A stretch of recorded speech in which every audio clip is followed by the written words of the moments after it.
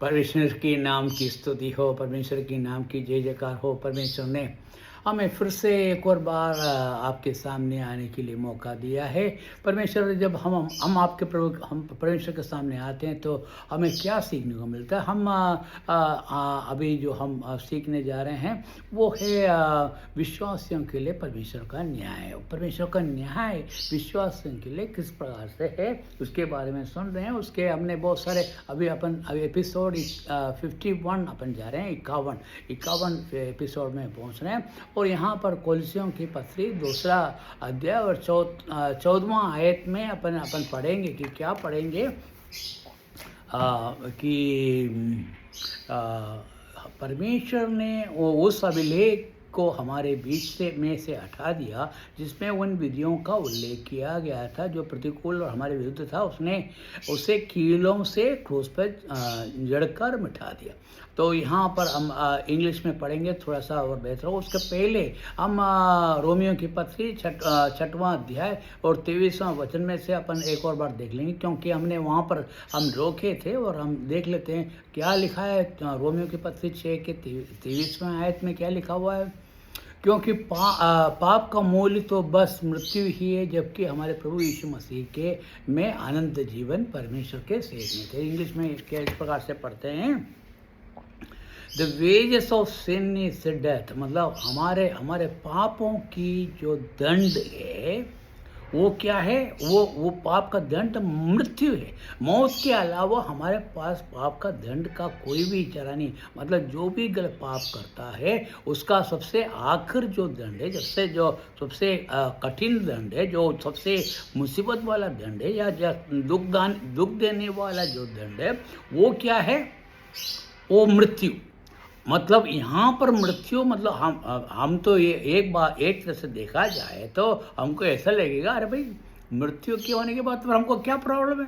अरे मृत्यु हो गया तो फिर तो सब खत्म हो गया, हमको तो इस शरीर से मुक्ति मिल गई और हमें तो हम सब तरह से हम खुश है, हमको मृत्यु से हमें कोई प्रॉब्लम नहीं। हाँ, यहाँ पर सबसे बड़ा प्रॉब्लम ये है, मतलब यहाँ पर सबसे बड़ा मुश्किल ये है क्योंकि पाप का दंड जो है, जो मृत्यु है, वो मृत्यु काय के लिए कहा गया है। वो मृत्यु है अपने आत्मा की मृत्यु की बात कर रहे हैं। आत्मा की मृत्यु मतलब हम इस शरीर में रहते हुए हमें अनंत काल तक हमें कहाँ डाल दिया जाएगा, आग की अग्नि में डाल दिया जाएगा, आग की ज्वाला में डाल दिया जाएगा, आग की झील में डाल दिया जाएगा और वहाँ पर हमें युगानुयुग रहना है। युगानुयुग रहना है मतलब आप सोचिए, यदि भाई अपने इस जीवन में हम कितने साल रहते हैं, मैंने पहले भी बोल चुका हूँ, इस साल में हम ज़्यादा से ज़्यादा 80 या 90 या 100 साल, 100 या ज़्यादा से ज़्यादा मैंने जितना सुना है 115 साल तक लोग जिए या 120 तक, उससे ज़्यादा कोई नहीं जी रहा है। और ऐसी अवस्था में आप यदि 120 साल और युगानुयुग मतलब करोड़ों साल, जिसका कोई गिनती नहीं और जिसका कोई अंत नहीं, उतने साल यदि आपको आग में जलना है, कौन सी अच्छी बात है। अरे भाई आप करोड़ों साल को ये 120 साल के साथ आप उसको अब तुलना करेंगे तो क्या मालूम पड़ेगा, ये तो एक बुलबुल के जैसे ही है। अरे अभी आया और गया, क्योंकि आपको करोड़ों साल जीना है और करोड़ों साल यदि आप पाप करें तो उसका दंड क्या होगा, आग के झील में पड़ना है। और आग के झील में पड़ना मतलब वो हम उसको सहन नहीं कर सकते हैं और ना ही इसका कोई अंत नहीं हो सकता है और ना ही परमेश्वर का कृपा आप पर बढ़ेगा और ना परमेश्वर आपके बारे में कोई चिंता नहीं करेगा और ना ही परमेश्वर आपको बचाने की कोई कोशिश नहीं करेगा, क्योंकि परमेश्वर की दंड है। तो आप सोचिए परमेश्वर का दंड मतलब कितना भयानक है। और यदि यही दंड आपको मिले तो क्या होगा, और आज हम मनुष्य यहाँ पृथ्वी पर रहते हैं तो हम क्या सोचते हैं, अरे हम तो परमेश्वर को गाली देते हैं, परमेश्वर को बोलते हैं अरे कैसा भगवान है तुम, अरे आपके साथ हमको मिलके रहने से क्या फ़ायदा है, हमें रहने से कोई फ़ायदा नहीं है, क्योंकि ये देखो ये तो मुसीबत का जीवन है, हमको रोग है, बीमारी है, भूख है और भीखमंगी है, और आप लो जो ताड़ना है, दर्द है, बिना दर्द के हम एक मिनट नहीं रह सकते हैं। और इस दर्द के अवस्था में हम ये मनुष्य के ये बुलबुल का एक छोटा सा कण भी नहीं है, उसके यदि मतलब सेकंड का हम हजारों में एक ले उतना भी नहीं है, उतना क्षण अपन सहन नहीं कर पा रहे। तो हमारे उम्र के हिसाब से हम एक सेकंड का हजारों या करोड़ों में यदि बांटा जाए उतना सेकंड भी अपन क्या नहीं कर रहे हैं, अपन से सहन नहीं हो रहा। और हम परमेश्वर को या भगवान को हम गालियाँ देते हैं, परमेश्वर को हम बुरी बातें कहते हैं, परमेश्वर कैसे भगवान है, आप हमको काय के लिए बनाए, हमको ऐसा दंड काय के लिए दिया, और हम काय के लिए आपको पूजा करें, हम काय के लिए आपको दंडवत करें, क्यों आपको स्तुति करें। और परमेश्वर देखो आज हमसे कृपा करके रखा हुआ है, और वो नहीं चाहता कि हम इस मुसीबत से गुजरे। परमेश्वर हमको मुसीबत से गुजरने के लिए नहीं बनाया है। और आप बिल्कुल ना सोचें कि आपको परमेश्वर ने, और उसका देखो यहाँ पर आगे लिखा हुआ है, but the gift of God is eternal life in Christ Jesus. यदि आप परमेश्वर ने आपके बारे में सोचा और आपके बारे में जाना, और आपके क्योंकि परमेश्वर प्रभु यीशु मसीह खुद इस पृथ्वी पर मनुष्य के रूप में आया, और यहाँ के दुख तकलीफ उसने देखा। जब उसने दुख तकलीफ देखा तो वो कह रहा है, तो उसने क्या करा कि उस दुख तकलीफ से मिटाने के लिए उसने क्या तुम्हें दिया, आनंद जीवन। तो तुम ये अभी का दर्द के बारे में छोड़ दो, आनंद काल तक आपको नरक में पड़े रहने के बारे में जरा सोच के देखिए। अनंत काल तक आप नरक में पड़े रहेंगे तो आपको क्या हालत होगा। और यहाँ पर वो क्या कहते भैया, बाकी परमेश्वर ने आपके बारे में सोचा, और इसलिए कहता है कि उसने आपको क्या दिया, अनंत जीवन दिया। अनंत जीवन मतलब जिसका कोई अंत नहीं है, इटर्नल लाइफ। और कैसे मिला, प्रभु यीशु मसीह के द्वारा, ये लिखा हुआ है। और मैं आपको रोमियो के पत्री 6:23 में से मैंने आपको पढ़ के सुने। अब अपन जो मेरा सब्जेक्ट है वो कुलसियों की पत्री 2:14 में मैंने आपको हिंदी में पढ़ के सुनाया था, और उसके अंदर इंग्लिश में क्या लिखा है, having wiped out the handwriting of requirement that was against us। उसने क्या करा, हमारे जीवन में जो दंड का जो लेखा है उसको मिटा दिया।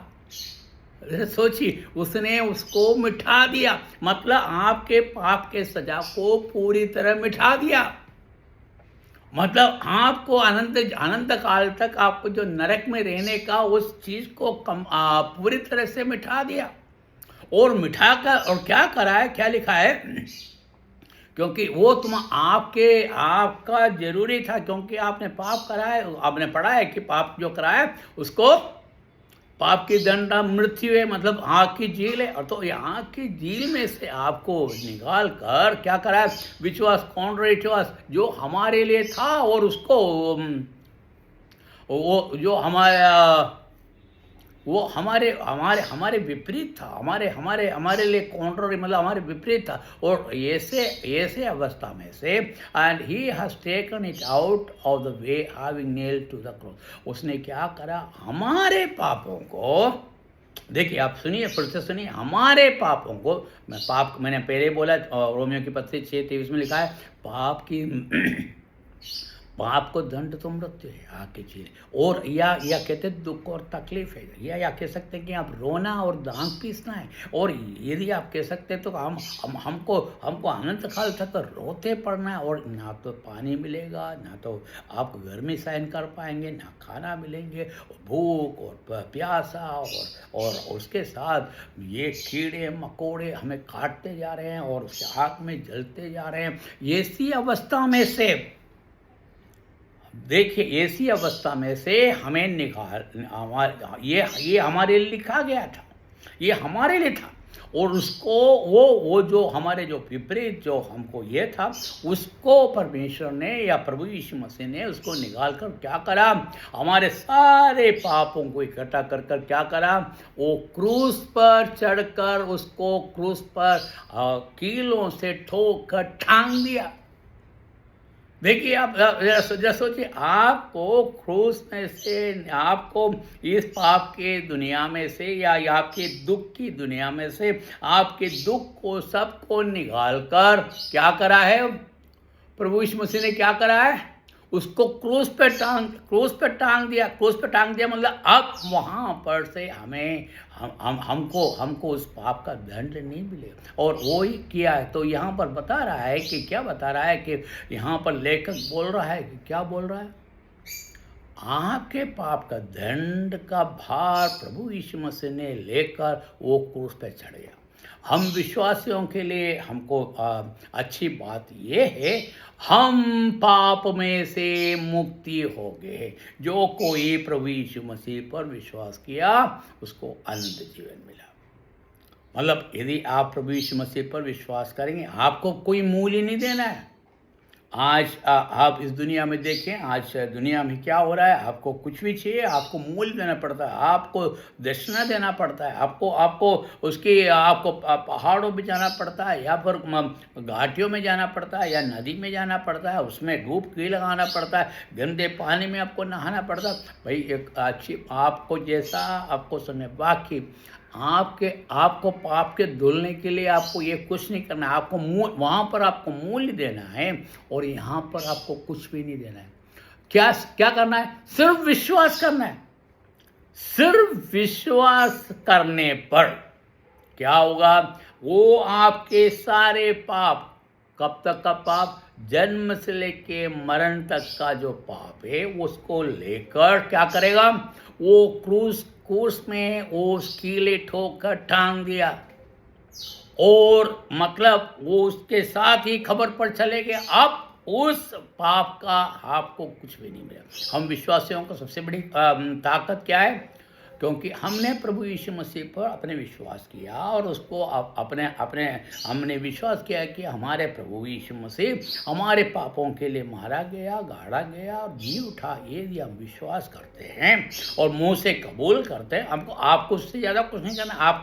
मैं धर्म परिवर्तन की बात नहीं कर रहा हूँ, मैं ये बात कर रहा हूँ कि विश्वास की बात कर रहा हूँ। आप लोग समझते हैं कि ईसाई धर्म तो धर्म परिवर्तन है। मेरे भाई और बहनों, धर्म परिवर्तन बिल्कुल नहीं है।